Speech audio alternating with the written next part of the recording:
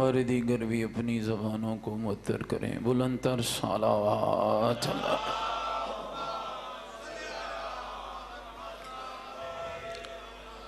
اہل ایمان اور اہل اسلام کی محافظت، بیماروں کی شفا یابی، بے اولاد گودوں کی اولاد نرینہ، محبین اہل بیت کی جان و مال کی حفاظت، دشمنان دین، دشمنان قرآن، دشمنان اسلام، دشمنان اہل بیت کی نیست و نابودی کے لیے پوری طاقت کے ساتھ بلند تر صلوات.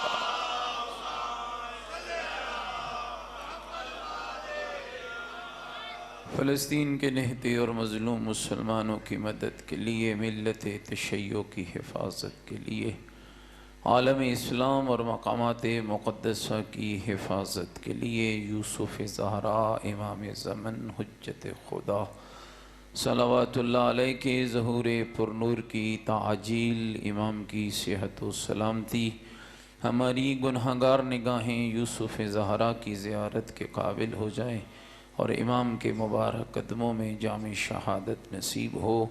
ان ساری دعاؤں کی استجابت و قبولیت کے لیے بلند تر صلوات.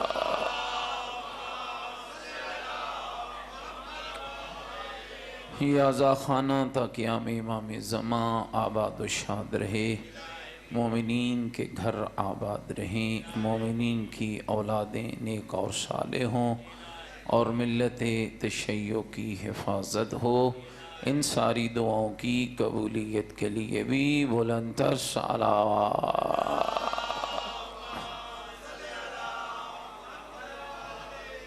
تمام شہدائے ملت جعفریہ، حاضرین کے مرحومین، وہ مومنین و مومنات جن کے لیے کوئی دعا مانگنے والا نہیں اور جن احباب نے اس مجلس سے اعضاء کا اہتمام کیا، ان کے خاندان کے تمام مرحومین کے لیے سورہ مبارکہ فاتحہ. بسم اللہ الرحمن الرحیم.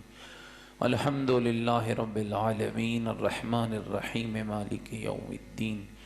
ایاک نعبد و ایاک نستعین. اہدنا الصراط المستقیم صراط الذین انعمت علیہم غیر المغضوب علیہم ولا الضالین. بسم اللہ الرحمن الرحیم. قل هو اللہ احد اللہ الصمد لم یلد ولم یولد ولم یکن له کفوا احد. بسم اللہ الرحمن الرحیم. قل هو اللہ احد اللہ الصمد لم یلد ولم یولد ولم یکن له کفوا احد. بسم اللہ الرحمن الرحیم. قل هو اللہ احد اللہ الصمد لم یلد ولم یولد ولم یکن له کفوا احد. اللہم اغفر للمؤمنین والمؤمنات والمسلمین والمسلمات الاحیاء منہم والاموات. تابع اللہم بیننا وبینہم بالخیرات انکا مجیب الدعوات انکا علی کل شیء قدیر برحمتک یا ارحم الراحمین. بلند تر صلوات.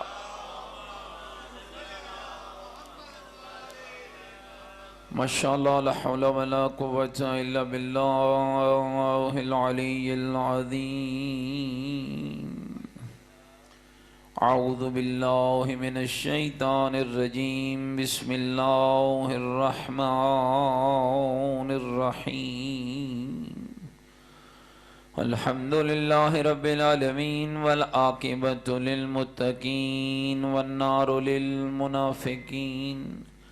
الصلاة والسلام علی سیدنا والنبینا والشفیع ذنوبنا وطبیب قلوبنا ومولانا ابی القاسم محمد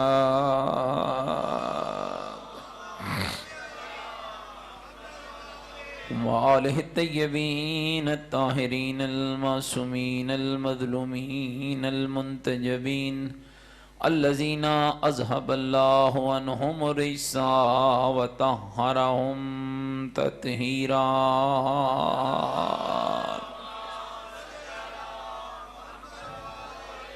ورحمت اللہ علی احبابہم وشیعتہم وموالیہم اجمعین وَلَعْنَةُ اللَّهِ عَلَىٰ أَعْدَائِهِمْ مَلْعُونِينَ أَمَّا بَعْدُ فَقَدْ قال الحکیم فی القرآن المجید وقولہ الحق وهو اصدق القائلین بسم اللہ الرحمن الرحیم یرفع اللہ الذین آمنوا منکم والذین اوتوا العلم درجات قال الرسول صلی اللہ علیہ وآلہ وسلم یا علی انت وشیتک هم الفائزون. بلند تر صلوات پڑھیں اللہ. نعرہ تکبیر، نعرہ تکبیر، نعرہ تکبیر، نعرہ رسالت، نعرہ رسالت، نعرہ حیدری، نعرہ حیدری. حسینیت، مل کے بولو حسینیت. اپنی ایمان کا اعلان کرو حسینیت. عقیدوں کا اظہار کرو حسینیت. نیکیوں کا وعدہ کرو حسینیت. سیرت آل محمد علیہ السلام پر چلنے کا عہد کرو. پوری طاقت سے جواب دو حسینیت. قرآن اور آل بیت سے محبت کا دم بھریں. پوری جرأت سے جواب دیں حسینیت. یزیدیت، یزیدیت، یزیدیت. بلند تر صلوات اللہ.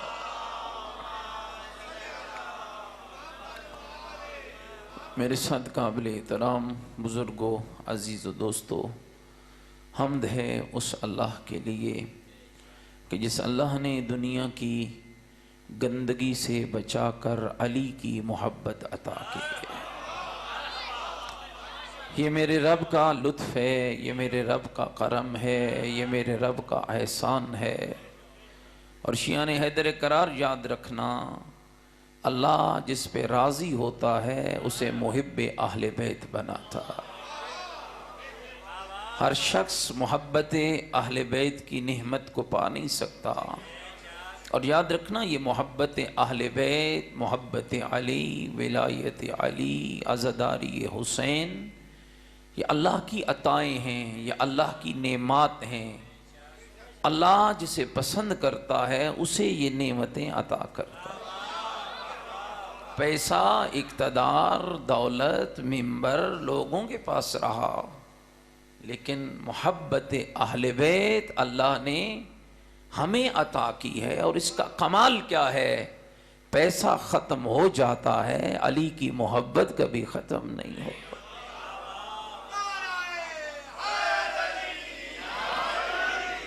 کوئی میری گل سمجھ آندی بھائی نے بھائی؟ اور میں نے جس سورہ مبارکہ کی آیہ مجیدہ کو تلاوت کیا، سورہ مبارکہ مجادلہ ہے اور اس کی 11 نمبر آیت ہے. ارشاد رب العزت ہوتا ہے یرفع اللہ الذین آمنوا منکم والذین اوتوا العلم درجات. میں اللہ دو قسم کے لوگوں کے درجے بلند کرتا ہوں. ایک اس کا درجہ جو صاحب ایمان ہوتا ہے، اور دوسرا اس کا درجہ جو صاحب علم ہوتا ہے. شیعو یہ لطف پروردگار نہیں ہے کہ میرے اللہ نے کل ایمان بھی ہمیں دیا ہے اور باب علم بھی ہمیں عطا کیا. لوگوں کے پاس منبر ہیں، اقتدار ہے، خلافتیں ہیں، منصب ہے، حکومتیں ہیں، لیکن کمال یہ ہے کہ حکومتوں کے ممبروں پر بیٹھنے والوں کو بھی جب مشکل پڑتی تو ممبر چھوڑ دیتے اور علی کے قدموں پہ جھک کے کہتے لولا علی لہلاک فلاں، اگر علی نہ ہوتا تو میں ہلاک ہو گیا.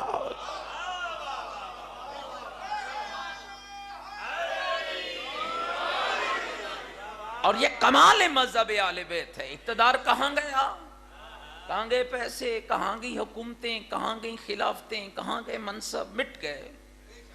لیکن 1400 سال گزرنے کے باوجود، میرے عزیز و جوانو اس لفظ کو سمجھنا، 1400 سال گزرنے کے باوجود لوگ کتنی مشکل میں ہیں آپ سوچ بھی نہیں سکتے. یہ حدیث پیغمبر ہے نا، انا مدینۃ العلم و علی بابها. کل سمجھے تھے بیٹھے حدیث پیغمبر ہے نا، کیا انا مدینۃ العلم وعلی بابها ومن اراد العلم فلیأت من بابها، کہ میں علم کا شہر ہوں، علی اس کا دروازہ ہے، اور جسے میرے شہر علم سے علم چاہیے اس کے لیے لازم ہے کہ وہ دروازے کے پاس سے ہو کر آئے۔ کتنی مجبور ہے دنیا، محبت علی کے نہ ہونے کا نقصان کتنا ہے۔ شیعو تمہیں تو اللہ نے بغیر مانگے عطا کی ہے نا، ان سے جا کر پوچھئے جن کی مشکل یہ بنی ہے، حدیث سنیں تو اب کریں تو کیا کریں، علی کو تو ماننا نہیں ہے، بیچارے اتنی مشکل میں پڑ گئے، کسی کو کھڑکی بناتے رہے، کسی کو چھت بناتے رہے، کسی کو فرش بناتے رہے، اور میرا رسول سمجھاتا رہا علم چاہیے تو دروازے کے پاس سے ہو کر آنا، شہر علم محمد ہے، اور دروازہ کل بھی علی تھا اور آج بھی علی ہے۔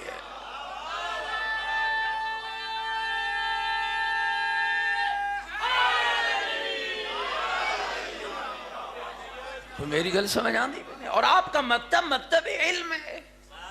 اللہ نے لوگوں کو عادی دی ہے، میں بات نہیں کرتا، میں اپنے وقت کو قیمتی سمجھتا ہوں۔ رات کے اس ٹھٹھرتی ہوئی سردی کے اندر آپ کا یہاں بیٹھنا یہ کمال ہے، یہ اللہ کی عطا ہے، خدا آپ کو اس کی جزائے خیر عطا کرے۔ اور مجھے ضرورت نہیں ہے کہ میں آپ کے ان پاکیزہ لمحات پر کسی کے باپ دادے کے ذکر میں ضائع کر دوں، اور مجھے کسی کے ذکر کی ضرورت ہی نہیں ہے۔ میں اس کا ذکر کیوں نہ کروں جس کے ذکر کے لیے اللہ کے نبی نے فرمایا تھا ذکر علی عبادہ، علی کا ذکر عبادت ہے، لأن ذکرہ ذکری و ذکری ذکر اللہ و ذکر اللہ عبادہ، اس لیے کہ علی کا ذکر میرا ذکر ہے، میرا ذکر اللہ کا ذکر ہے، اور اللہ کا ذکر عین عبادت ہے۔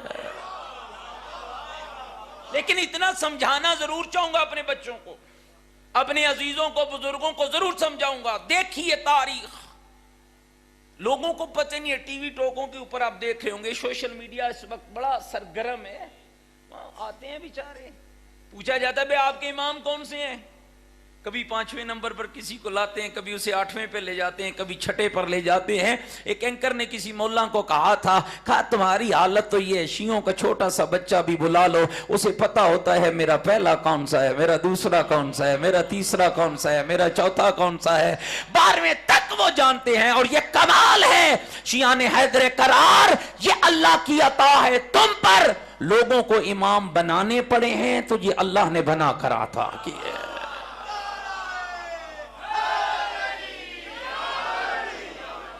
کوئی میری گل سمجھ آندی پہ؟ لوگوں کو بنانے پڑے ہیں، میٹنگیں کرنی پڑی ہیں۔ جی اللہ نے تمہیں بنا کر عطا کیے، اور ایک امام نہیں، 12 کے 12 امام، 14 کے 14 معصوم۔ اللہ نے بنی نوع انسان کی ہدایت کے لیے 2 سلسلے بنائے، ایک کا نام نبوت اور رسالت رکھا، ایک کا نام ولایت و امامت رکھا۔ اور یاد رکھنا میں سید ہوں اور طالب علم ہوں اور ذمہ داری سے بات کرتا ہوں، نبی اور رسول بھی اللہ بناتا ہے، ولی اور امام بھی اللہ بناتا ہے۔ یہ رجب کا مہینہ ہے نا، کتنی مناسبتیں ہیں، 1 رجب سے 28 رجب تک چلے جاؤ، کتنی مناسبتیں ہیں، اور سب سے پاکیزہ مناسبت حیدر کرار کی ولادت ہے، اور ایک اور پاکیزہ ولادت 7ویں امام کی شہادت ہے، جن کی شہادت کی مناسبت سے آپ نے یہ مجلس آزاد کی۔ آج دنیا حیران ہے،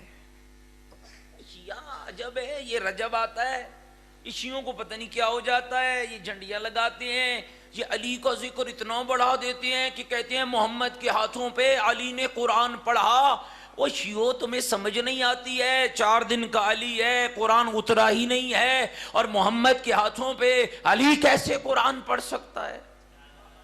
یہ بغض علی ہے جس آگ میں یہ ملا جل رہا ہے، وگرنہ تاریخ شاہد ہے۔ عیسیٰ نبی تھے، تھوڑا بولو نا یار میرے، عیسیٰ نبی تھے، کس کے بیٹے تھے؟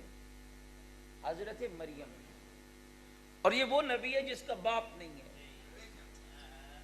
اللہ نے جبریل کو بھیجا، جا میری مریم کو کہہ تجھے بیٹا دوں گا، اور عام بیٹا نہیں، رسول، نبی، اولی العزم، صاحب کتاب، صاحب شریعت، حیران ہو کر کے لیکن جبریل کیسے باتیں کرتے ہو؟ لم یمسسنی بشر، میرا تو ازدواج ہی نہیں ہوا ہے۔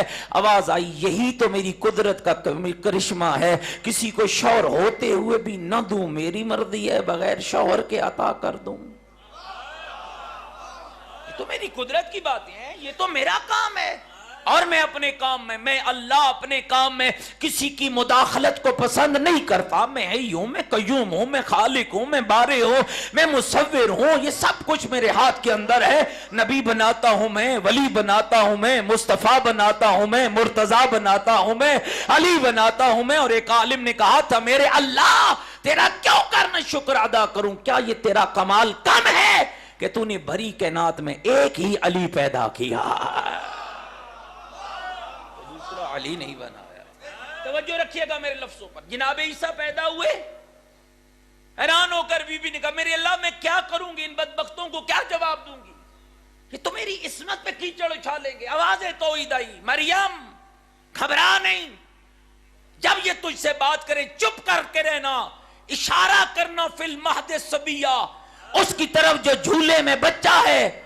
جب آئے کہا مریم تیری ماں بھی ایسی نہ تھی، تیرا باپ بھی ایسا نہ تھا، یہ تو نے کیا کیا ہے؟ خاموش مریم نے انگلی کا اشارہ کیا 3 دن کے عیسیٰ کی طرف، اور عیسیٰ جھولے میں بول پڑا خبردار میری ماں کی عصمت و طہارت پر کوئی بات نہ کرنا، میری ماں بتول ہے، مریم ہے، پاکیزہ ہے، میں اس کا بیٹا ہوں اور میں خالی نہیں آیا۔ اتانی الکتاب، اللہ نے مجھے کتاب بھی عطا کی ہے، اللہ نے مجھے نبی اور رسول بھی بنایا ہے۔ ملا بغض علی میں کیوں چل رہا ہے؟ عیسیٰ جھولے میں بولے تو صحیح ہے، علی محمد کے ہاتھوں پہ بولے تو غلط ہے۔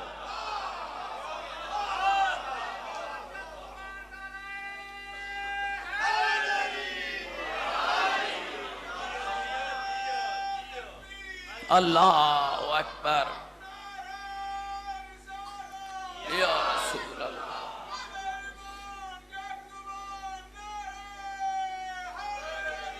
یا کوئی میری گل سمجھ آتی بھی ہے تو توجہ رکھیے گا۔ میں کراچی کا نہیں ہوں کہ آپ کے مزاج نہیں جانتا، میں اسی پنڈی کا، اسی دھرتی کا ہوں، اور مجھے آپ کے مزاج کا بہت اچھی طرح علم ہے۔ آپ گھبرائے تو نہیں بیٹھے میرے پاس؟ چلو اور آگے چلے، میں اس کو بھی نہیں کہتا، میں یہ دلیل بھی نہیں دیتا، تو علی کی فضیلت نہ مان، محمد کے ہاتھوں کا احترام تو کر۔ نہیں، آپ نے شاید میری بات کو ابھی صحیح نہیں سمجھا ہے۔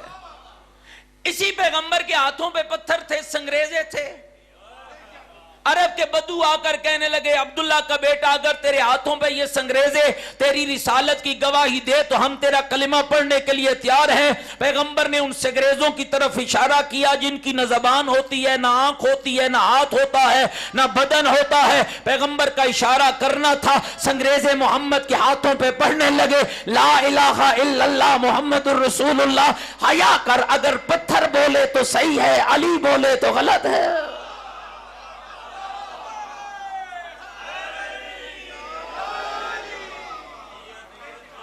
اور یاد رکھنا یہ عطائے پروردگار ہے۔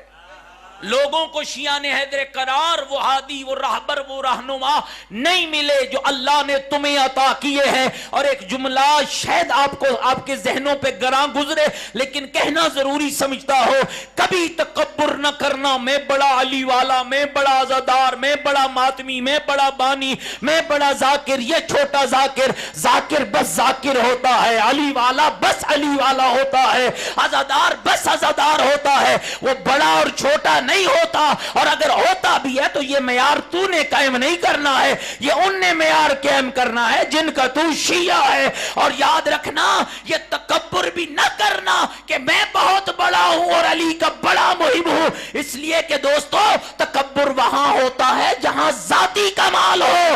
محب علی ہونا تیرا ذاتی کمال نہیں، میرے اللہ کی عطا ہے جس اللہ نے تجھے محبت علی کے لیے چن لیا ہے۔ تیرا انتخاب کیا، اللہ نے، لوگ سرگرداں پھر رہے ہیں۔ کتنی مناسبتیں ہیں جو رجب المرجب نے اللہ نے تمہیں عطا کی۔ امام علی نقی کی ولادت، امام علی نقی کی شہادت، امام محمد باقر کی ولادت و سعادت، بی بی زینب کبریٰ کی مناسبت، امام محمد تقی کی مناسبت، حضرت علی اصغر کی، گھبرائے تو نہیں بیٹھے میری باتوں سے؟ کتنی مناسبتیں ہیں. کسی اور کو علم ہے؟ لوگوں کو پتہ ہے. دعویٰ کرنا اور بات ہے کہ میں محب اہل بیت ہوں، لیکن کسی کو نہیں پتا یہ کس انداز میں اللہ نے کس ذریعے سے تجھے عطا کی. کس نے بتایا یکم رجب المرجب کیا ہے؟ کس نے بتایا 3 رجب کو کیا ہوا؟ کس نے بتایا 4 رجب کو کیا ہوا؟ کس نے بتایا 8 رجب کو کیا ہوا؟ کس نے بتایا 13 کو کیا ہوا؟ کس نے بتایا 15 کو کیا ہوا؟ کس نے بتایا 25 کو کیا ہوا؟ کس نے بتایا 22 کو کیا ہوا؟ گھبرائے تو نہیں بیٹھے میری بات؟ لوگوں کے پاس نہیں ہے، لیکن یہ اللہ کی عطا آپ کے پاس ہے. اور یہ کس کا صدقہ ہے؟ یہ اہل بیت کا صدقہ، اہل بیت کا صدقہ ہے. کتنی آپ کی ٹیوننگ کے لیے کتنی راتیں، کتنی مناسبتیں، کتنی مجلسیں، کتنی محافل اللہ نے بنائی ہیں. لہذا اس کی قدر کرو. محبت اہل بیت نعمت خدا ہے. تھوڑا اور آگے بڑھیں، گھبرائے تو نہیں بیٹھے میری بات؟ کتنے اللہ نے پیارے ہادی عطا کی. لوگوں کے 4 ہیں، 5 ہیں، 8 ہیں، 10 ہیں، 20 ہیں، 40 ہیں، مجھے بحث کی ضرورت نہیں، لیکن تاریخ شاہد ہے جتنے بھی لوگوں کے ہادی ہیں، عقیدے الگ ہیں، نمازیں الگ ہیں، عبادتیں الگ ہیں. یہ مکتب اہل البیت ہے. امام 12 ہیں مگر عقیدہ ایک ہے. امام 12 ہیں مگر راستہ ایک ہے. اور دوستو یاد رکھنا، دنیا نے ایسے کئی حالات دیکھے، لوگوں کو پتہ ہی نہیں ہماری فقہ کہاں سے چلی اور کہاں سے بنی ہے. تیرے تو بچوں کو بھی پتا ہوتا ہے. میں امام جعفر صادق کی فقہ کا ماننے والا ہوں، میں موسیٰ کاظم کے بابا کی فقہ کا پیروکار ہوں. یہ باتیں تمہیں کس نے بتائیں؟ اور یاد رکھنا آسان نہیں تھا. بنو امیہ اور بنو عباس کے ناسور اہل بیت کے خلاف پوری طاقت سے لڑے، پوری طاقت سے، لیکن کچھ نہ کر سکے. کیوں؟ اس لیے کہ ان کے پاس دولت تھی اور آل محمد کے پاس علم تھا. اور علم ایک نور ہے. میرے نبی نے فرمایا العلم نور یقذف اللہ فی قلوب اولیائہ. شیعہ نے حیدر کرار، علم ایک نور ہے اور اللہ ہر کلیجے میں نہیں ڈالتا. جسے اللہ اپنا دوست بناتا ہے اسے علم عطا کر دیتا ہے. میں تھوڑا ہسٹری کے ابواب کو کھولنا چاہتا ہوں اگر آپ مجھے اجازت دیتے ہیں. واقعہ کربلا کے بعد سے لے کر آسان نہیں تھا. اب کی تشیع کیسے پھیلی؟ شاید ہمارے ممبروں سے یہ بات ابھی تک ہم نہیں بتا پا رہے کہ واقعہ کربلا کے بعد شاید ہم سمجھتے ہیں کہ کوئی سادات کے لیے اور آل رسول کے لیے بہت آسانی ہو گئی تھی. نہیں دوستو، سب سے بڑی مشکل یہ تھی کہ کربلا کے وارث امام سجاد کو 2 یا 2 سے زیادہ بندوں کے درمیان بیٹھ کر بات کی اجازت نہ تھی. آپ مجلس سن رہے ہیں، میں پڑھ رہا ہوں، ایسی اجازت امام سجاد کو نہ تھی. جمعہ ہوتا ہے، آپ خطبے آپ کے مولانا پڑھتے ہیں، آپ سنتے ہیں، امام کو خطبہ دینے کی اجازت نہ تھی. حتیٰ کہ امام کسی محفل میں بھی نہیں جا کر بیٹھ سکتے تھے. تو کیا آپ کا امام ہاتھ پہ ہاتھ دھر کے بیٹھ گیا؟ لوگو تم ساری زندگی شکر ادا کرو نا تو تم زین العابدین کے اس اقدام کا شکر ادا نہیں کر سکتے. یزید اور یزید والوں نے دفعہ 144 نافذ کر کے امام زین العابدین پر محفلوں میں بیٹھنے پر پابندی لگا دی تھی. اور نظریہ یہ تھا کہ جب زین العابدین گفتگو ہی نہیں کرے گا کیا پتہ چلے گا کربلا کیا ہے، کیا پتہ چلے گا کہ حسین کیا ہے، کیا پتہ چلے گا کہ علی کیا ہے. یہ پابندی لگاتے رہے. امام سجاد دنیا کے مختلف علاقوں سے، خراسان سے لے کر بر صغیر تک، عراق سے لے کر مصر تک، مدینہ سے لے کر کہاں تک، امام چند غلاموں کو ہر سال خرید کر لاتے، انہیں اپنے گھر بٹھاتے اور ان کو پورا سال اپنے نان محمد کا دین اور باب علی کا علم سکھاتے. اور جب عید کا چاند نمودار ہونے کے قریب ہوتا انہیں رائے خدا میں صدقہ کر رائے خدا میں آزاد کرتے اور فرماتے جہاں سے آئے ہو وہیں چلے جاؤ اور سمجھ کے جانا تم آئے تھے تو غلام تھے، زین العابدین تمہیں آزاد کر کے بھیج رہا ہے. اور وہ خود کہتے اے ہمیں آزاد کرنے والے، بتا ہم نے جا کر کیا کرنا ہے؟ کہا جو میں نے سکھایا ہے، مصر والے مصر، لبنان والے لبنان، خراسان والے خراسان، اپنے وطن چلے جاؤ، دنیا کو بتاؤ تاکہ زمانے کو خبر ہو جائے حسینیت کیا ہوتی ہے، یزیدیت کیا ہوتی ہے۔ اور یہ آپ کے امام کا کمال تھا، ذرا سمجھیے گا میری بات کو، کہ کتنے ہزار شاگرد پیدا۔ حضرت زرارہ بن آیون یہ شاگرد ہے چوتھے امام کا بھی، پانچویں کا بھی، چھٹے کا بھی۔ ابو بصیر یہ شاگرد ہے چوتھے امام کا بھی، پانچویں کا بھی، چھٹے کا بھی، ساتویں کا بھی۔ بہلول دانا، بہلول دیوانہ نہیں۔ میرے ذاکرین عظام میں معذرت کے ساتھ چاہتا ہوں، کبھی اس پاکیزہ منبر پر اسے دیوانہ نہ کہنا جس نے محمد باقر سے لے کر حسن عسکری تک 7 معصوموں کے پہلو میں بیٹھا ہو، وہ دیوانہ نہیں، وہ آل محمد کے مکتب کا امین ہوتا ہے۔ آپ نے دور دیکھا ہے امام باقر علیہ السلام سے لے کر امام حسن عسکری علیہ السلام تک، جس نے امام باقر کا دور بھی دیکھا، امام صادق کا دور بھی دیکھا، امام موسیٰ کاظم کا دور بھی دیکھا، والی خراسان کا دور بھی دیکھا، امام محمد تقی کا دور بھی دیکھا، امام علی نقی کا دور بھی دیکھا، مولا حسن عسکری کا دور بھی دیکھا۔ مومنین خیال کرنا 2 لاکھ 3 لاکھ 4 لاکھ 5 لاکھ خرچ کر کے نجف جا کر علی کی چوکھٹ کو چومنا اور ہے، جس نے 7 معصوموں کا چہرہ دیکھا ہو اس کا معیار اور ہے۔ بہت بڑی ہستی ہے، ایسے لائق شاگرد پیدا کیے۔ نتیجہ کیا نکلا؟ 95 ہجری میں جب امام زین العابدین کی شہادت ہوئی تو مسند امامت پر امام محمد باقر بیٹھے، اور اس وقت تشیع پھیل چکی تھی، اس وقت شاگرد تیار ہو چکے تھے۔ اور اگر آپ چاہتے ہیں تو میں آل بیت کی چند شاگردوں کے حالات بھی آپ کو سنا دیتا ہوں، گھبرائے تو نہیں بیٹھے میری بات۔ جس طرح علی کا میسم تھا، اسی طرح محمد باقر، جعفر صادق اور موسیٰ کاظم کا ابو بصیر تھا۔ جس طرح مولا علی کا مالک اشتر تھا، اس طرح ان ہستیوں کا حضرت زرارہ بن آیون تھا۔ آپ حیران ہوں گے، بڑی محبت ہے، میں آپ کی محبت پہ شک نہیں کرتا، لیکن ایک بات ضرور کہنا چاہوں گا، جتنا کلام آپ کے معصوم کا ہے، لوگوں کو گھڑنا پڑا ہے۔ آپ کو 14 معصوم رب نے عطا کی اور 14 کی حدیثیں پاکیزہ ہاتھوں سے آپ تک آئیں۔ کتنے فرمان مولا علی کے یاد ہیں؟ کتنی امام سجاد کی صحیفہ سجادیہ یاد ہے؟ اور دوستوں میں ایک جملہ کہنا چاہوں گا، جرمن کا ایک کمیونسٹ ہے جو مسلمان ہوا، شیعہ ہوا، اور امام زین العابدین کی صحیفہ سجادیہ نے اسے شیعہ کیا۔ وہ آج یورپ کے اسپتالوں میں امام کی صحیفہ سجادیہ کو انگلش میں ٹرانسلیٹ کر کے بستر مرگ پہ پڑے ہوئے بیماروں کو دے کر کہتا ہے، اور بیماروں، جہاں تمہاری بیماریوں کی دوری کے لیے ڈاکٹر کی دوا کی ضرورت ہے، وہیں زین العابدین کی دعا کی ضرورت ہے۔ اور کہتا ہے زین العابدین، یہ لفظ امانت ہے، اور میں ضرور کہنا چاہوں گا، وہ شخص لکھتا ہے امام زین العابدین علیہ السلام ماہر نفسیات تھے، بقول اس جرمن کے ماہر نفسیات تھے۔ کیا مانا؟ کہ جو دعائیں زین العابدین نے پڑھی ہیں نا، اور مانگی ہیں اور لکھی ہیں، کہ یہ اتنی باکمال ہیں کہ اگر انہی لفظوں کے ساتھ کوئی گناہگار سے گناہگار رب سے سوال کرے، اللہ اس کے سوال کو رد کر ہی نہیں سکتا۔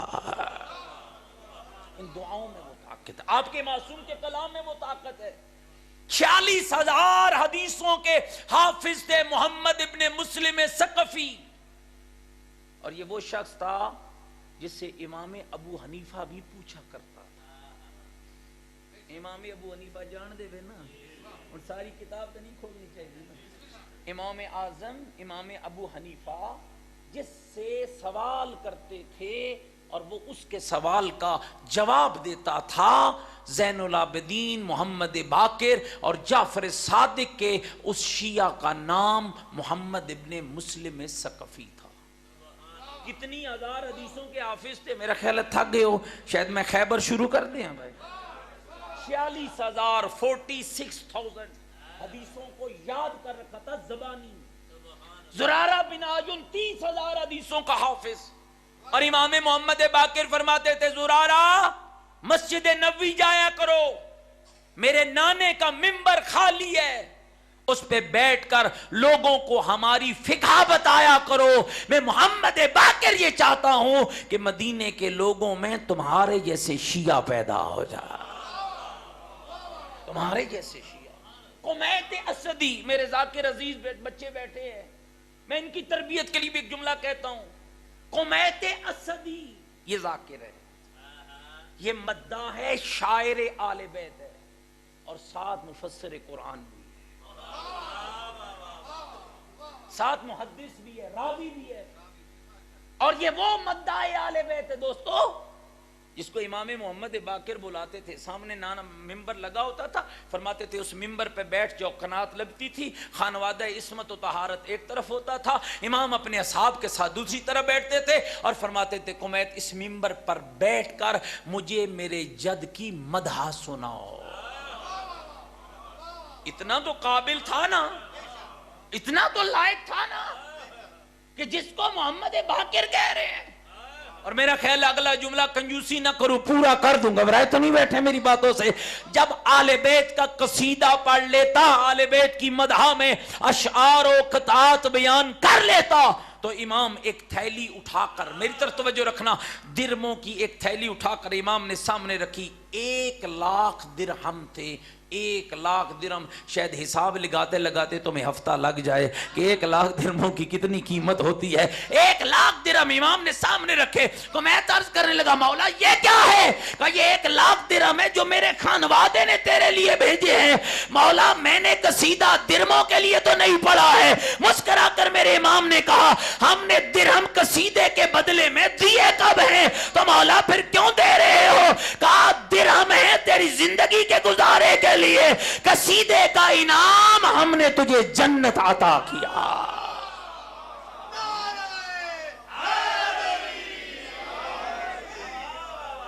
گھبرائے تو نہیں بیٹھے میری بات. اچھا کوئی بڑا ہی سیانہ ذاکر تھا میرے عزیزو, بڑا ہی سیانہ ذاکر تھا, بڑا ہی سیانہ. کہنے لگا مولا اگر سودا کر لوں کچھ اور تو مولا عطا کرو گے؟ فرمایا کیا کہتا ہے, کیا چاہتا ہے؟ جو چاہیے ہم دیں گے, جو چاہیے ہم دیں گے. کہتے ہیں مولا یہ 1,00,000 درہم واپس لے لیں, اس کے بدلے میں, عقیدہ دیکھنا دوستو, اس کے بدلے میں مجھے اپنے بدن کا اترا ہوا کرتا عطا کر دو. میری نگاہ میں درہموں کی قیمت تھوڑی ہے, تیرے بدن سے مس شدہ کرتے کی قیمت زیادہ.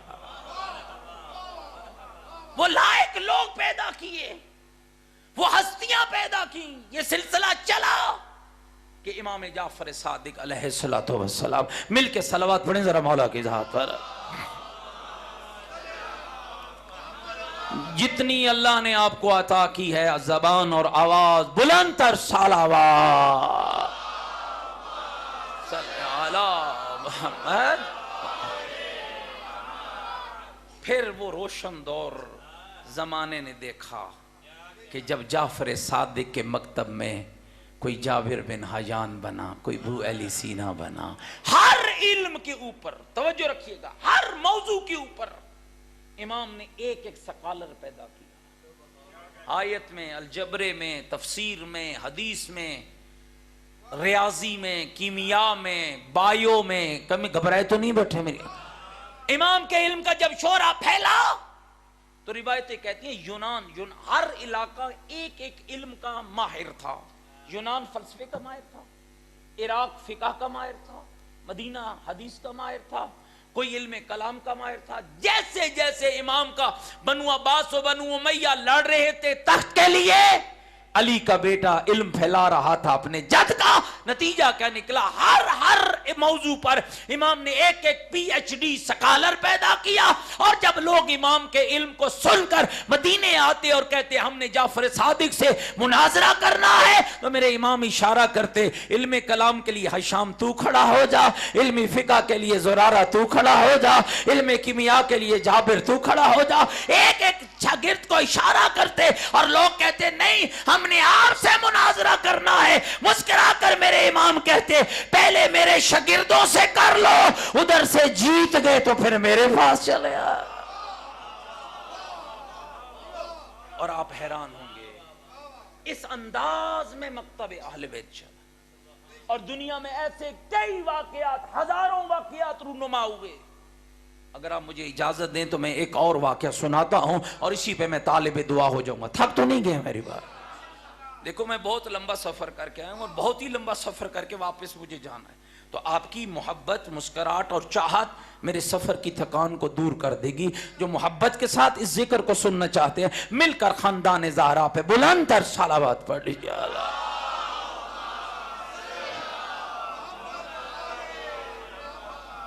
ایران کا ایک بادشاہ گزرا ہے، خدا بندہ، اس کا نام ہے خدا بندہ۔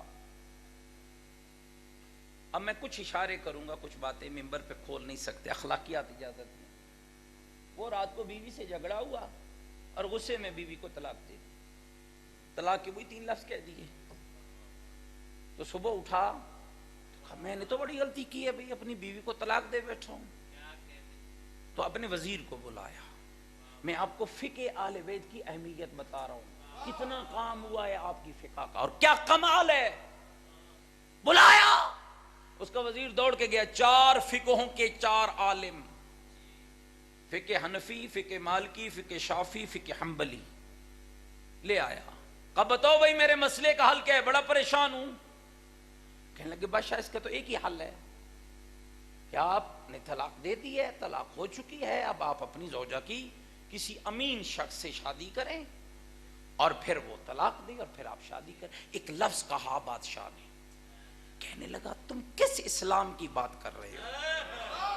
اسلام تو عزتوں کا محافظ ہوتا ہے،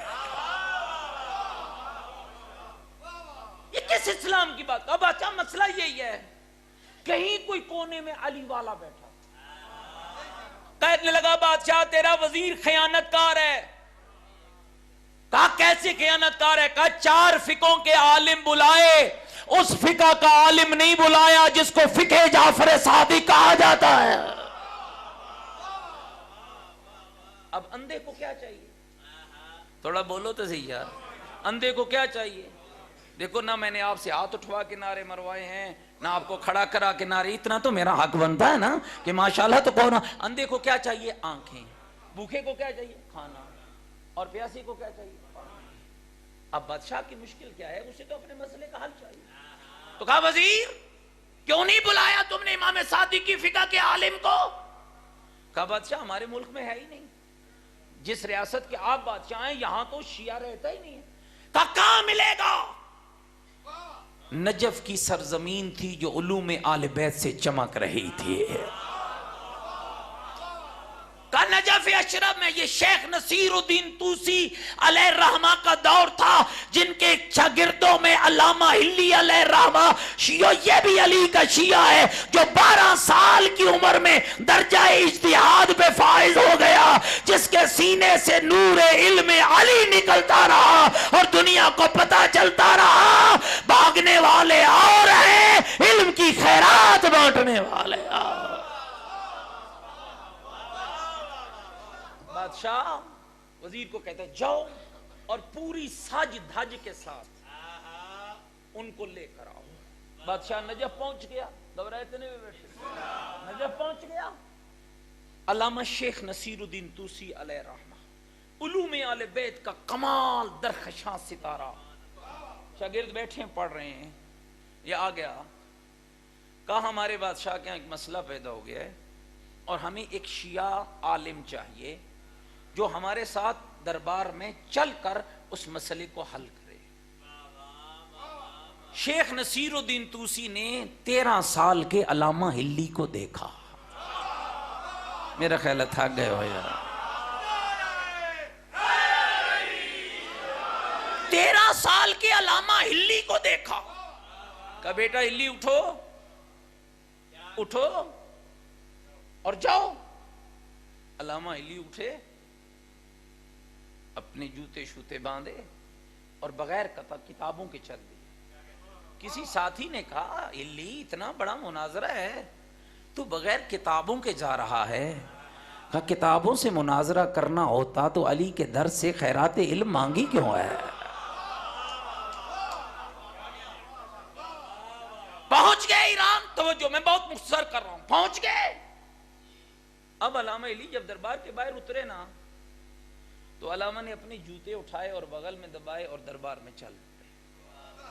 اچھا ایک تو عمر 13 سال ہے جی، اور اوپر سے کیا کام کیا حضرت نے کہ جوتے اٹھا کے بغل میں لے لیے اور جا رہے ہیں بادشاہ کے دربار میں. اور خرامہ بے نیاز، بے خوف، بے خطر. اب وہ جو 4 بیٹھے تھے نا وہ بھی ہنسنے لگے. انہوں نے کہا انہیں کیا ساڈے نال مناظرہ کرنا ہے، یہ جتی چان دی پتہ کوئی نہیں. لیکن 63 سیدہ والوں یاد رکھنا کبھی کبھی کچھ کام جوتوں کے بغیر نہیں ہوتے. کچھ کام میں جوتے ضروری ہوتے ہیں. گھبرائے تو نہیں بیٹھے میری بات. علامہ جا کر بادشاہ کے برابر والی کرسی پہ بیٹھ گیا. اب بادشاہ حیران ہوا، کہنے لگا آپ شیعہ عالم ہیں؟ کیا عاجزی اور انکساری ہے. فرمانے لگے نہیں، میں امام صادق کے مکتب کا چھوٹا سا طالب علم ہوں. انداز کیا، چھوٹا سا طالب علم ہوں. اچھا تو حضرت یہ آپ نے کیا کیا؟ آپ میرا مسئلہ کیا حل کریں گے؟ آپ کو تو جوتے اٹھانے کا پتہ نہیں ہے. کہا بادشاہ معاف رکھنا، میں نے کوئی بھول بھلیکے سے نہیں کیا، دنستہ کیا ہے. دیکھو میں مسافر ہوں، تیرے ملک میں آیا ہوں اور جوتے بادشاہوں کے درباروں کے باہر سے چوری ہو جاتے ہیں، اور اگر میرے جوتے چوری ہو جاتے تو میں کیا کرتا؟ کہتا ہے میرے دربار کے باہر سے کیسے ممکن ہے کہ جوتے چوری ہو جائیں؟ فرمان لگے تیرا دربار کیا، محمد کے جوتے محمد کے دربار کے باہر سے چوری ہو گئے. پورا مجمع سناٹا چھا گیا. حیران ہو گئے، پریشان، عجب باتیں کر رہا ہے. کہا مصطفیٰ کے جوتے؟ ہاں. کہا کس نے چوری کیے؟ فرمان لگے امام ابو حنیفہ نے. تسی تھکو تے بھاویں جاگو تے بھاویں روو. کس نے چوری کی ہے؟ امام ابو حنیفہ نے. امام ابو حنیفہ کے ماننے والے، امام اعظم کے ماننے والے کھڑے ہو گئے. کہا جھوٹ بول رہا ہے، وہ تو پیدا ہی رسول کی رحلت کے 80 سال بعد ہوئے. تسی میری گل کوئی نہیں سمجھی. رسول اللہ کی رحلت کے 80 سال بعد پیدا ہوئے، وہ کیسے چوری کر سکتے ہیں؟ کہنے لگے بادشاہ معاف رکھنا، بچہ ہونا غلطی ہو گئی. وہ امام ابو حنیفہ نہیں، امام مالک تھے. امام مالک والے کھڑے ہو گئے. کہا بادشاہ جھوٹ بول رہا ہے، وہ تو 100 سال بعد پیدا ہوئے. کہا معاف رکھنا بادشاہ غلطی ہو گئی. وہ امام شافعی تھے. امام شافعی والے کھڑے ہوئے. کہا یہ جھوٹ بول رہا ہے، وہ تو 120 سال بعد پیدا ہوئے. کہا غلطی ہوگی، امام حنبل تھے. امام حنبل والے کھڑے ہوئے. کہا وہ تو 150 سال بعد پیدا ہوئے. بادشاہ کہتے ہیں اے شیعہ عالم، تو جوتوں کے چکر میں لگ گیا ہے. میرا مسئلہ، کہا بادشاہ عقل کر تو تیرا مسئلہ حل ہو گیا ہے. جو پیدا ہی رسول کے 80 100 120 اور 150 سال بعد پیدا ہو، اسے کیا پتا کہ محمد کی شریعت کیا ہے؟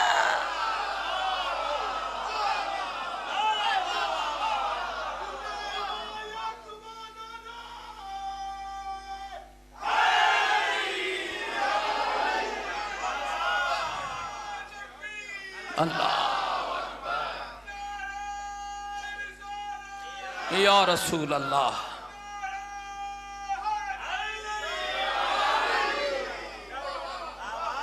کہا بادشاہ رسول کی شریعت وہ بتائے گا جو نسل محمد ہوگا،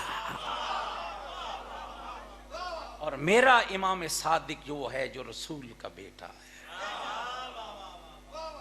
پھر حضرت علامہ ہلی نے اس کی ساری شرائط بتائیں اور بادشاہ نے اعلان کیا کہ اب جو بھی یہاں رہے گا اس کے لیے واجب ہے کہ وہ علی کی محبت و ولایت کا اقرار کرے.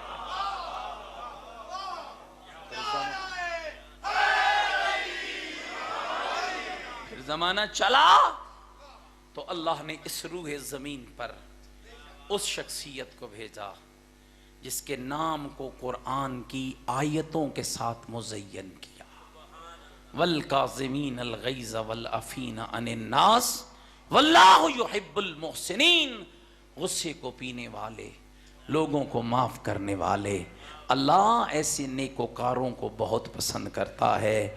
پھر وہ وقت کتنا خوبصورت تھا جب جعفر صادق کی گود میں اللہ نے میرے ساتویں امام موسیٰ کاظم کو بھیجا۔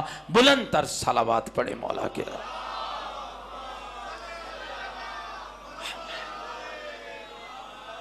اور یاد رکھنا باقی آئمہ کی نسبت اس امام کی مشکلات الگ تھی، اس لیے کہ اس امام نے زندان کی مشکلوں کے باوجود نہ اللہ کے قرآن پہ آنچ آنے دی ہے، نہ اپنے جد کے دین پہ آنچ آنے۔ اور جس کا کمال یہ تھا کہ زمانے کے بڑے بڑے جابروں سے ٹکر راہ چلتے ہوئے، میں ایک جملہ اپنے بچوں کی تربیت کے لیے اور پھر میں امام کی مصیبت کو عرض کرتا ہوں، راستہ چلتے ہوئے آپ کے امام شیعہ اپنے معیار کو سمجھ، اللہ نے تجھے بڑی عزت عطا کی ہے۔ ایک شخص ہے جس کے گھر سے ایک کنیز نکلتی ہے، امام گلی سے گزر رہے ہیں، دیکھو سمجھانا میرا کام ہے، آپ کی جگہ پہ عمل نہیں کروں گا، عمل میں اپنے لیے کروں گا، آپ اپنے لیے کریں گے۔ امام گزرے، ایک کنیز باہر نکلی جن کے گھر سے گانے بجانے کی آواز آ رہی تھی، فرمایا یہ کس کا گھر ہے؟ کہنے گیا بزرگ یہ آزاد کا گھر ہے۔ امام موسیٰ کاظم فرمانے لگا ہاں واقعاً یہ آزاد کا گھر ہے، اگر یہ خدا کا بندہ ہوتا تو بندگی میں مصروف ہوتا، آزادی میں مصروف نہ ہوتا۔ وہ پلٹ کے گئی، اس کے مالک نے پوچھا دیر کیوں لگائی؟ کہا ایک بزرگ جا رہے تھے اور مجھ سے پوچھنے لگے یہ کس کا گھر ہے؟ کہا تو نے کیا کہا؟ کہا میں نے کہا کہ یہ آزاد کا گھر ہے۔ کہا پھر؟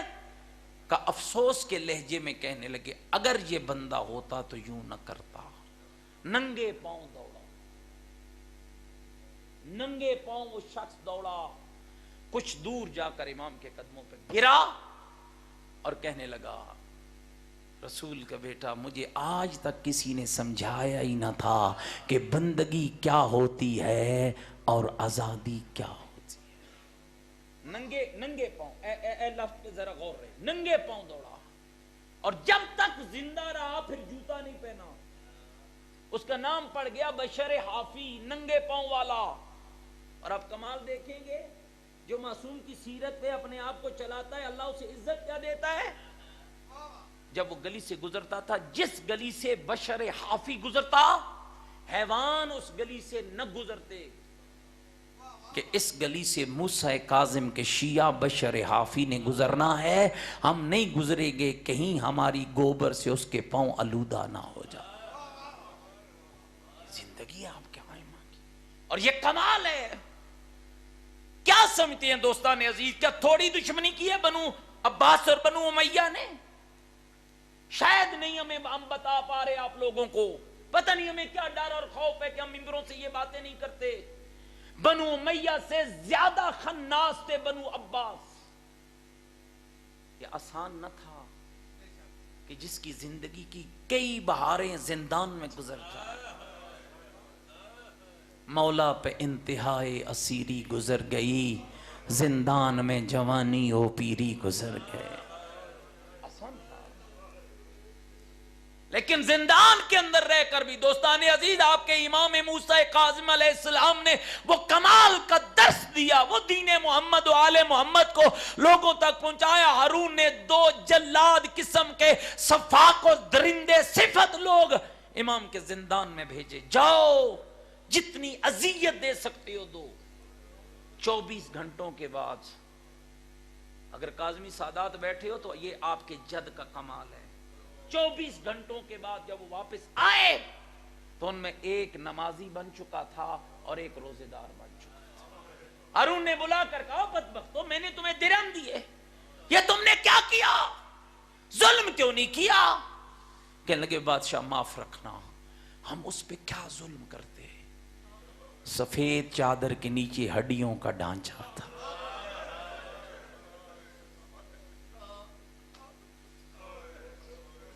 جس کے بدن پہ گوشت نہ تھا، اور جتنی دیر ہم رہے ہم نے رب کی تسبیح کے سوا اس کی زبان سے کچھ نہ سنا۔